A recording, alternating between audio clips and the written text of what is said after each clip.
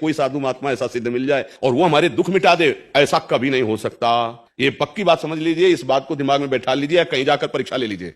ऐसा जरूर हो सकता है कि जैसे आप हमारे पास आए हो, आपने कामना की कि हमारा ये काम बन जाए, और आप जो ही यहां से निकले तो आपका पुण्य लागू हो गया, अब आपका काम बन गया, अब आपका हो गया। बड़ा चमत्कारिक संत है, हम तो जो सोच के गए थे वही हो गया। बिल्कुल आपको सच्ची कह रहे हैं, इसमें आपका कर्म है, आपका पुण्य कर्म काम कर रहा है। और बोले यार जो जिस दिन से हम गए उस दिन से हमारा घाटा ही घाटा शुरू हो गया। वो संत से नहीं, वो आपका पाप कर्म लागू हो गया। इस राशियों को लोग जानते नहीं, और बोले हम पक्का कहते हैं हमारा काम बन गया। क्या काम बन गया? क्या तुमने मृत्यु पर विजय प्राप्त कर ली? क्या काम पर विजय प्राप्त कर ली? क्या क्रोध पर? तो फिर काम क्या बना?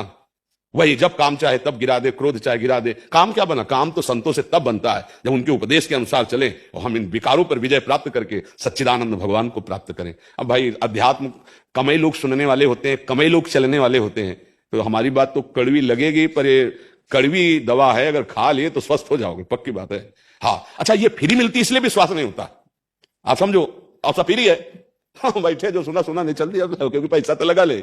समाज, आज की समाज अर्थ प्रधान बुद्धि है, इसीलिए वास्तविक बात ना सुनने को मिल रही ना समझ में आ रही। अगर समझ जाओ, हम कई बार प्रार्थना की कि अध्यात्म कभी पैसे से खरीदा नहीं जा सकता, और अध्यात्म कभी पैसे से बिकता नहीं, और जो बिकता है वो अध्यात्म होता नहीं।